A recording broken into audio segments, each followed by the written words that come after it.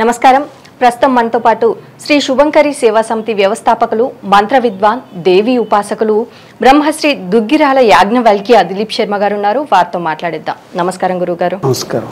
క్రోధినామ సంవత్సరం ఉగాది రాశి ఫలితాల్లో భాగంగా మీన రాశి వారికి ఎలా ఉండబోతుందో తెలియచేయండి.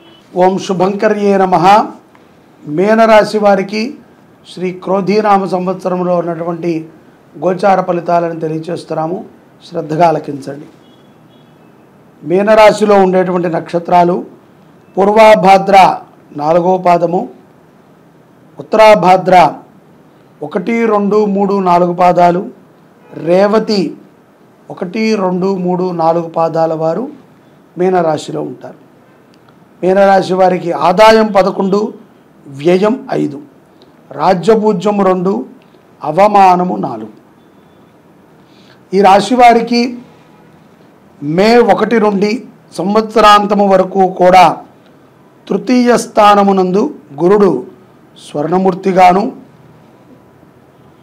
శనేశ్వరుడు సంవత్సరమంతా వ్యయస్థానము యందు రజతమూర్తిగాను, అలాగే రాహుకేతువులు సంవత్సర ఆరంభము నుండి సంవత్సరాంతము వరకు కూడా జన్మ సప్తమ స్థానాల యందు తామ్రమూర్తులుగాను సంచరించనున్నారు.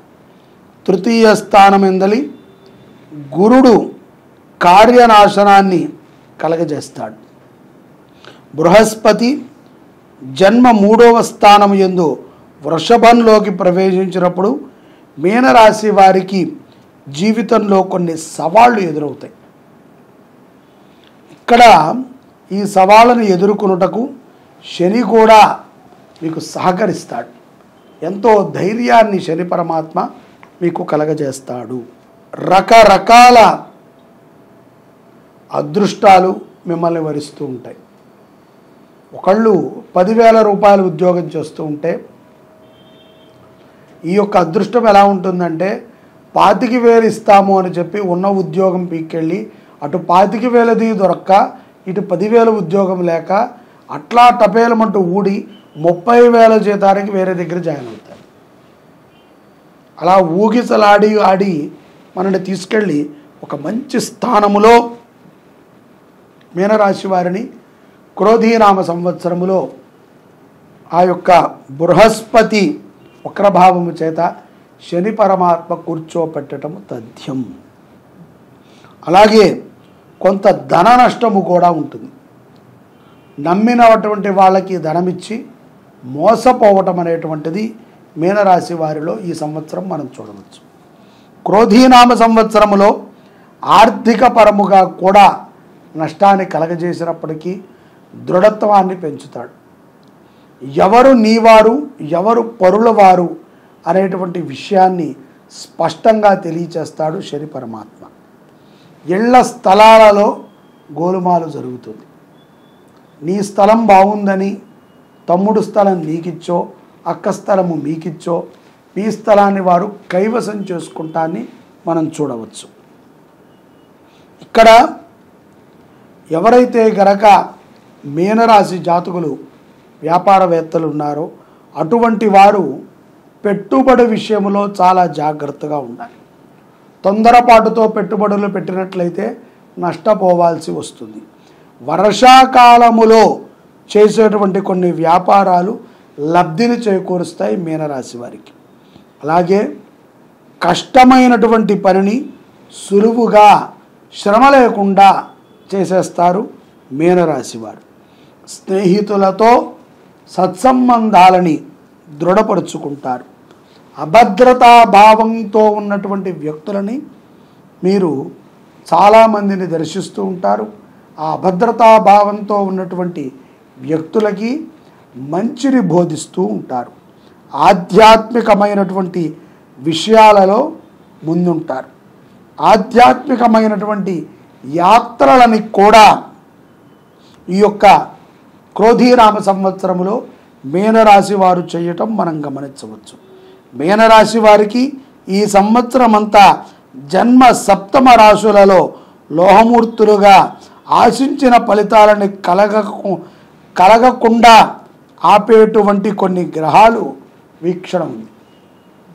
కాబట్టి ఈ యొక్క జన్మ సప్తమ రాశిలో లోహమూర్తిగా సంచరించేటువంటి ఎవరైతే గనక ఈ యొక్క రాహువు కేతువులు ఉన్నారో వారిని మనం ఎప్పుడూ కూడా ఆరాధన చేస్తూ ఉండాలి. మాయాతీతమైనటువంటి వ్యక్తులు పరిచయం అవుతారు. తరచూ నిన్నగాక మొన్నే మోసపోయాం, మళ్ళీ ఇప్పుడు మోసపోవాల్సి వస్తుంది. ఒత్తిడికి లోనవుతూ ఉంటారు. గుర్తుపెట్టుకోండి, విపరీతమైన ఒత్తిడికి లోనవుతూ ఉంటారు. ఏకాకిగా ఉండడానికి ఇష్టపడుతూ ఉంటారు. మీలో మీరే నిర్ణయాలను తీసుకుంటారు. దేవుడి మీద నమ్మకాన్ని సన్నగిల్లేటువంటి అవకాశం ఉంది. జూదము, వ్యభిచారము ఇత్యాది పనులు చేసేటువంటి వారు తరచూ తాహసపడుతూ ఉంటారు పురుషులకి. కాబట్టి చెడు వ్యసనాలకి పోకండి. కొన్ని సందర్భాల యందు పోలీసు వారి దగ్గర మీరు శిక్ష కూడా అనుభవించాల్సి వస్తుంది. చాలా జాగ్రత్తగా ఉండండి. పెద్ద పెద్ద వ్యాపారములని, ఇండస్ట్రీలని నడిపేటువంటి వారు చెరసాల పాలు అవ్వాల్సి వస్తుంది. చీకటి మార్గము ద్వారా డబ్బు సంపాదించేటువంటి వ్యక్తులు మిమ్మల్ని మోసం చేసేటువంటి సందర్భాలు ఉన్నాయి. నిజాయితీగా ఉండండి. అటువంటి వ్యక్తులకి లోబడకండి. తెల్లవారుజామున భూత ప్రేతాలు కలలో దర్శనమిచ్చి భయప్రాంతులకి గురవుతారు మీనరాశి వారు క్రోధీనామ సంవత్సరంలో. మరి అలాగే విద్యార్థులకి ఎలా ఉండబోతుందంటారు? క్రోధీనామ సంవత్సరంలో విద్యార్థులకి, మీనరాశి వారికి ఆకర్షణమైనటువంటి కొన్ని పదాలు, పదార్థాలు దర్శనమిస్తూ ఉంటాయి. మద్యానికి, అలాగే ఈ యొక్క సిగరెట్లకి విద్యార్థులు లోబడేటువంటి అవకాశాలు ఉన్నాయి. చెడు వ్యసనాలు అవుతాయి. కాబట్టి భగవద్గీతని చదవండి. ముఖ్యంగా ఆడవాళ్ళు ఫ్రెండ్స్ని పెంచుకోవద్దు. స్నేహితులని ఫిల్టర్ చేసేయండి. మంచి వ్యక్తులతోనే ఉండండి. ఎవరు ఎట్లా మిమ్మల్ని ప్రమాదంలోకి దించుతారో మీరు ఊహించలేరు. అది ఏ మతము, ఏ కులము, ఏ గోత్రము, ఏ ఇంటి పేరు పక్కన పెట్టండి. ముందు మిమ్మల్ని మీరు ప్రొడక్ట్ చేసుకోండి. పరిస్థితి బాలేదు. శని ప్రభావం చేత, రాహు ప్రభావం చేత అంతా మంచిగానే కనిపిస్తుంది. కానీ లోపల డొల్ల, మీరు మోసపోతారు. మిమ్మల్ని అన్యాయం చేసేటువంటి సందర్భాలు విద్యార్థులకి ఎక్కువ కనబడుతున్నాయి. తస్మాత్ జాగ్రత్త. మరి ఈ మీనరాశి రాజకీయ నాయకులకి ఈ క్రోధినామ సంవత్సరంలో ఎలా ఉండబోతుంది అంటారు? రాజకీయ నాయకులకి చాలా చక్కగా ఉంటుంది. వారు చక్కగా లాభాన్ని పొందగలుగుతారు. మంచి పదవులను పొందుతారు. ఎందుకంటే దొంగ ఎప్పుడూ కూడా దొంగే. వాడు ఎంత దొరైనా దొంగే. మాయని చేసేటువంటి వాళ్ళు చేయవచ్చు. కానీ రాజకీయములో ఉన్నటువంటి మీనరాశి వారు చాలా జాగ్రత్తగా ఉండాలి. ప్రమాదాలు పొంచి ఉన్నాయి. ఆప్తులని కోల్పోతారు. వారికి ప్రమాదం జరగక్కర్లా. వారికి కావాల్సినటువంటి పుత్రులను, పుత్రికలను కోల్పోవటం ద్వారా రాజకీయానికి సన్యాసం తీసుకుని ఈ బతుకు జీవుడా అంటూ ఎక్కడో దాక్కోవాల్సి వస్తుంది. కాబట్టి దాన ధర్మాలు చేయాలి. సక్రమంగా ఒక మంచి గోవుని పోషించాలి. హిందూ దేవతలు గొప్ప, ఇతర దేవతలు గొప్ప అని మనము వాదించడం కంటే మనము సమాజానికి సేవ చేయటం మంచిది. చాలామంది గుర్తుపెట్టుకోవాలి, మన దేవుడు గొప్ప, మన దేవుడు గొప్ప అని మనం అనుకోకూడదు. ప్రకృతిని కాపాడేటువంటి పనులు చేయాలి. స్వార్థపూరితమైనటువంటి పనులు చేయటం ద్వారా ఆప్తులను కోల్పోయి మీనరాశిలో ఉన్నటువంటి జాతకులు చాలా దుఃఖితులవుతారు. డబ్బు ఉంటుంది, సెక్యూరిటీ ఉంటుంది, మంచి పదవులు ఉంటాయి. కానీ కుమారుడు లేడు, భర్త లేడు, లేదా భార్య లేదు. ఎందుకు ఆ జీవితం? ఎవరిని ఉద్ధరించడానికి? తన ఇల్లే తాను చక్కబెట్టుకోలేక సమాజాన్ని ఏం ఉద్ధరిస్తాడు? కాబట్టి కోల్పోవడానికి గల కారణము దృష్టి ప్రభావం, నరఘోష. పూర్వంలో మనం చేసినటువంటి తప్పిదాలు ఇప్పుడు మన ప్రమాదంలోకి ముంచాయి. కాబట్టి జాగ్రత్తగా ఉండాలి. విశేషమైనటువంటి దాన ధర్మాలను చేయటం చాలా మంచిది. ఈ క్రోధినామ సంవత్సరంలో మరి మీనరాశి స్త్రీలకి ఎలా ఉండబోతుంది అంటారు? మీనరాశిలో అతి ముఖ్యముగా రేవతి నక్షత్రము, ఉత్తరాభాద్ర నక్షత్రము స్త్రీలకి ఆకర్షణీయమైనటువంటి వస్తువులు లభ్యమవుతూ ఉంటాయి. తరచూ ఏదో రకమైన గిఫ్ట్లు వస్తూ ఉంటాయి. తరచూ ఎవరో ఒకళ్ళు తన యొక్క వ్యక్తిగత జీవితంలోకి ఎంటర్ అవడానికి ప్రయత్నం చేస్తూ ఉంటారు. అటువంటి వారిని కట్టిపెట్టాలి. కిడ్నీకి సంబంధించినటువంటి సమస్యలు వాటిల్లేటువంటి సందర్భాలు ఉన్నాయి. అలాగే సంతానము చేయి జారిపోయేటువంటి సందర్భాలు కూడా వీరికి గోచరిస్తున్నాయి. కాబట్టి చాలా జాగ్రత్తగా ఉండాలి. స్త్రీలు భగవత్ కటాక్షాన్ని పొందాలి, క్రోధాన్ని పెంచుకోకూడదు. తరచుగా మంగళవారము, శుక్రవారము ఏ రోజైనా సరే ముత్తైదువులకి రోజుకి ఒకసారైనా సరే దర్శించటము, వారికి పసుపు కుంకుమని సమర్పణ చేయటం ద్వారా చాలా మంచిని వీరు పొందగలుగుతారు. వీరికి ఉన్నటువంటి దుష్ట దారిద్ర్య దోషములు తొలగుతాయి. మరి వీరి వైవాహిక జీవితం ఎలా ఉండనుంది? భార్యాభర్తల మధ్య అయితే గనక గొడవ వాతావరణమే ఉంటుందమ్మా. ఎందుకంటే భర్త కొన్ని వ్యసన పాలవ్వచ్చు, భార్య మూర్ఖురాలు అయిపోవచ్చు, ఏదైనా జరగచ్చు.